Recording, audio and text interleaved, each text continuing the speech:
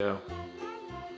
What do I say? Hi everyone, welcome to Cooking in My Comfy Pants. This is the quarantine edition, also the first edition, and it is called, I forget what it's called. This particular episode is called Quaren-tartine, inspired by San Francisco's very own tartine bread company. Highly recommend you buy one of their books if you get super involved with sourdough baking, which is what we are doing today. So let's get started with all the things that you need to make sourdough. It's a pretty simple recipe, very few ingredients. There are some items that will definitely benefit you in your baking process and others that are definitely necessary to the baking process.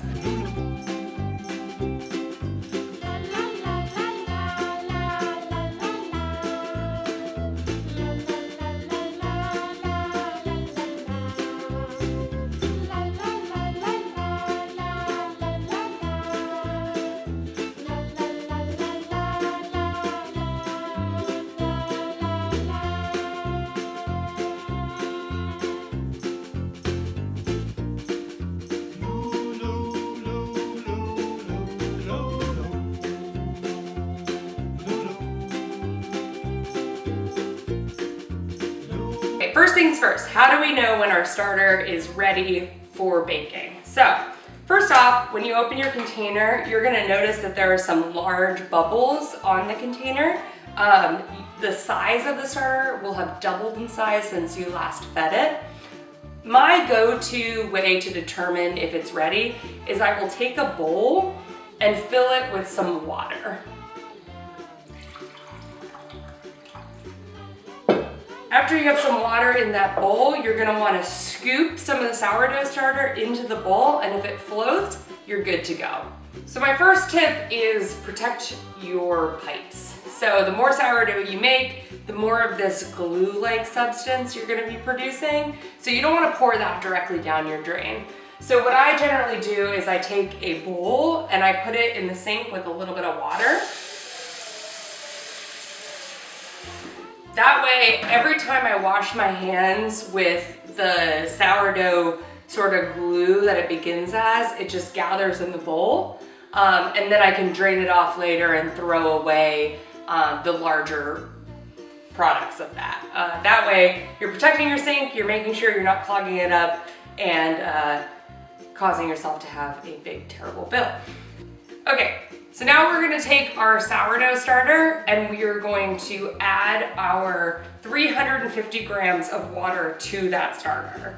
So I'm gonna pour that bowl directly into this bowl. And then you're gonna mix those two ingredients together. So the starter is distributed throughout the water. So next we're gonna add the 450 grams of bread flour. And you wanna add your 50 grams of whole wheat flour. So after those two ingredients are added, you're gonna wanna stir them together until you have no more dry spots. So again, I start with a spatula here, but I generally end up using my hands. I just like to scrape down the sides in the beginning while I'm getting the flour moist with the water. So once I reach a point where it's getting difficult to stir in the flour with the spatula, I generally wipe down the spatula. I'll put the spatula in that reserve bowl that was set up in the sink, and then this is where you start to get your hands dirty. So you're gonna wanna really work that water into the flour, getting every bit of dry flour wet. You don't want any dry flour left in the bowl. And then after you've sort of worked it all together, I like to shape it into sort of a round-like shape. Any of the extra dough that you have left over on your fingers, you can just pull off and sort of stick to the top of that shape.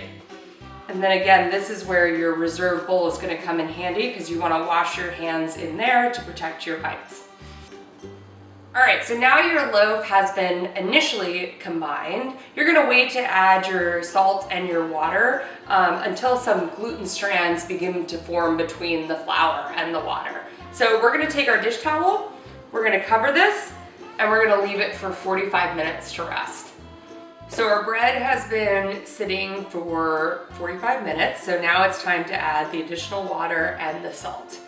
And this is my favorite part because once you start to squeeze the bread, you'll notice that all of the gluten strands have begun to form, and it's just sort of fun to see how that happens. So first what I'm gonna do is I'm gonna take the salt and I'm gonna sprinkle that sort of across the whole loaf. And then on top of the salt, you'll wanna add that leftover 25 grams of water. And then at this point, you're gonna do sort of a squishing and pulling technique to make sure all of the water and the salt gets incorporated back into the dough.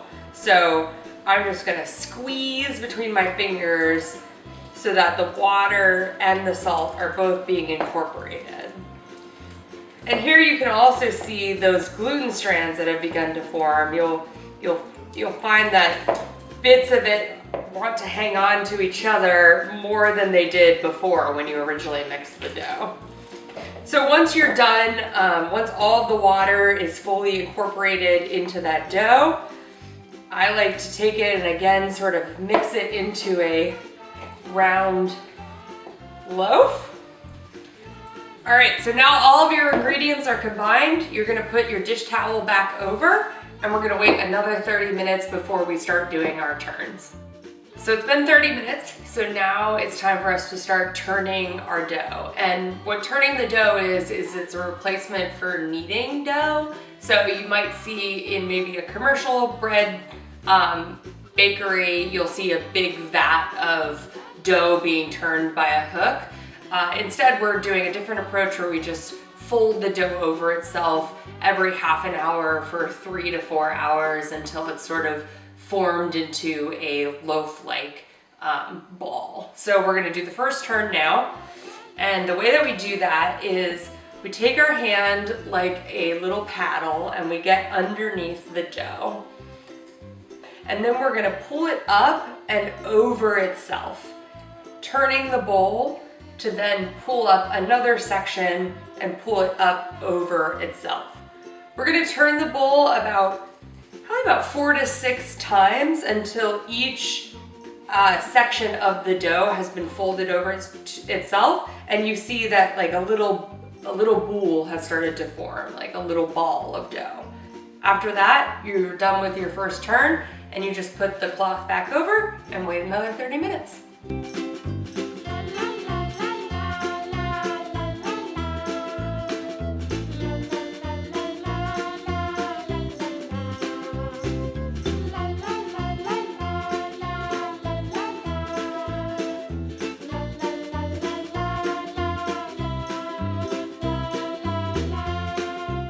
All right, so we've turned our bread several times now to the point where it's getting much stiffer and holding together much more as a loaf. So that means it's now ready to be shaped and then put in the refrigerator overnight to proof.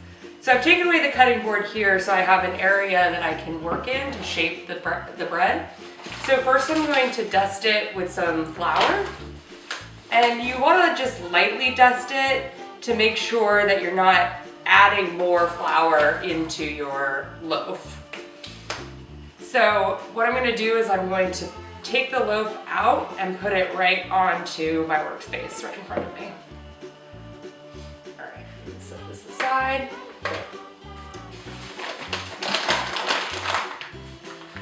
So now we're going to shape the loaf and we're going to roll it into its form. So this is probably the most tricky part of bread making, and it might take a couple of tries to really get it right. But what we're first gonna do is we're going to fold it. So you take an end and you're gonna fold it into the center. Then you take the opposite end and fold it into the center. Then you're gonna take the side, fold it, and the other side, and fold it.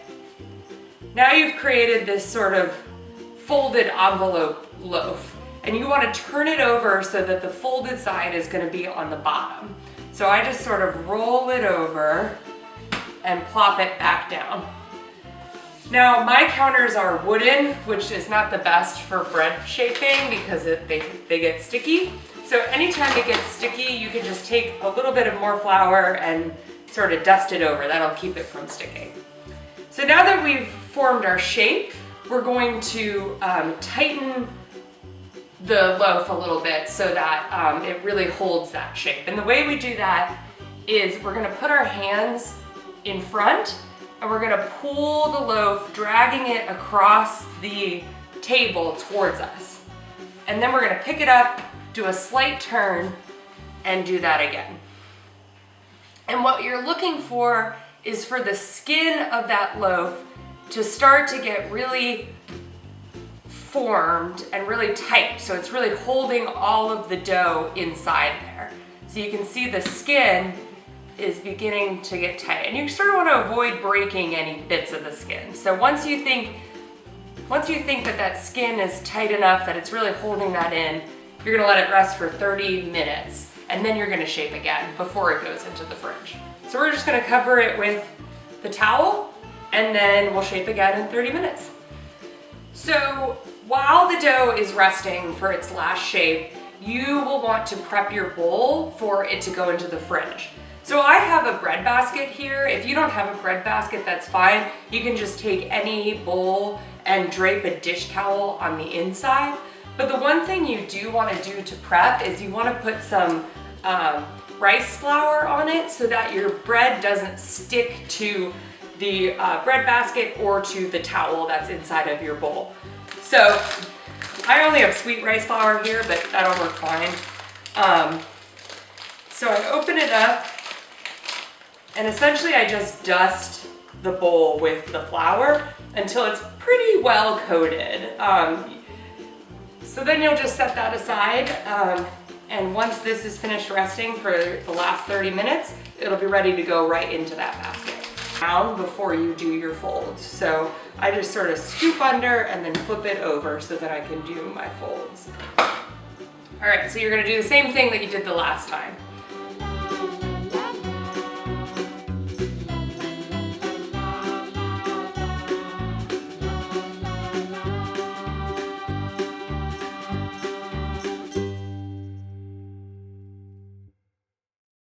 So now we're gonna put it into the bread bowl.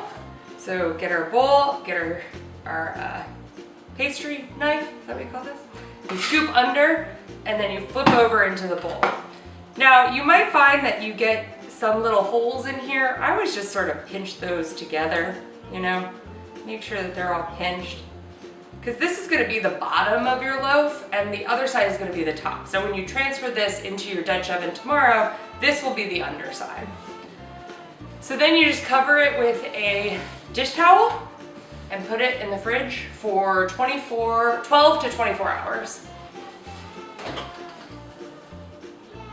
Day 2. No, should I not do this because it's lame? Don't do it. All right. We make a mimosa. Okay, ready? Yeah. Is it recording? It's recording. Oh, day 2. Okay, wait. All right, day 2. Time to bake your bread.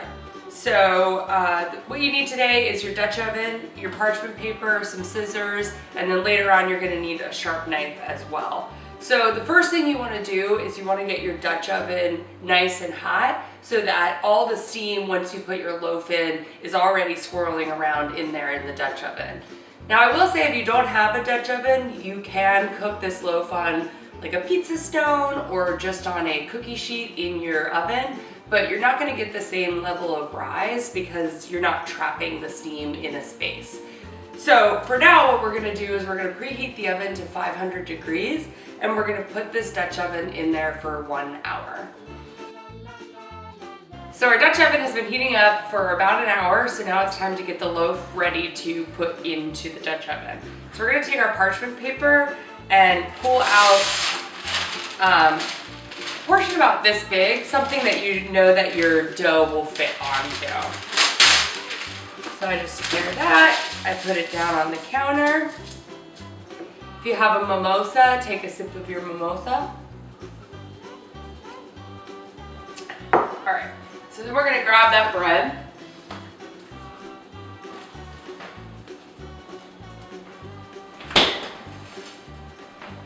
Now, this one has been proofing for about 12 hours.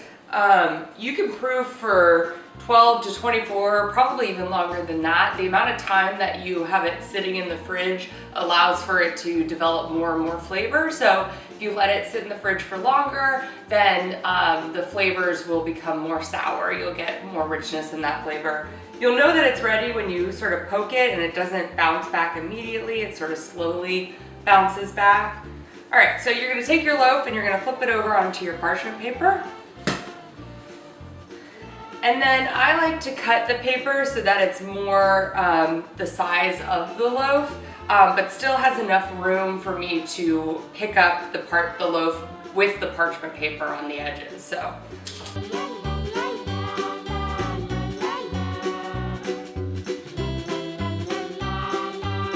So now you have to score the top of your loaf. This allows for steam to escape. If you didn't score it, then potentially what could happen in the baking process is you could get a blowout on like the side because all the steam on the inside is collecting. So I like to do sort of a square shape. It's something they taught me in that La Cologne class because you get these sort of nice ridges once it sort of expands. So I have this slicer here that I bought specifically for this purpose, but you can also use a very sharp knife or a razor blade if you have one handy.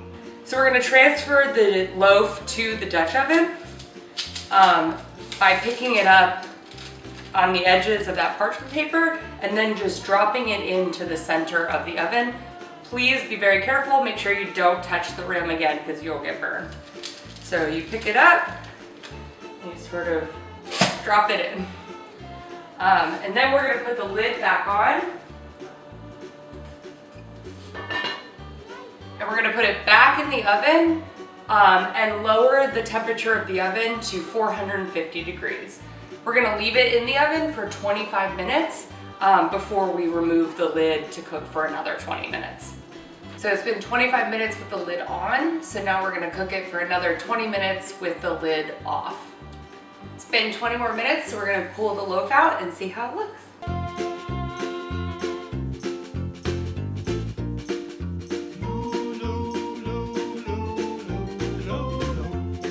So at this point, you can see that the loaf has risen. You're starting to get some golden brown colors in here. What you could do is if you want it to get a little more rich and crusty, you can put it back in the oven for another 2 to 5 minutes or so until you start to see the colors start to get really deep and rich. But for the most part, you're done and you've baked your first loaf of sourdough.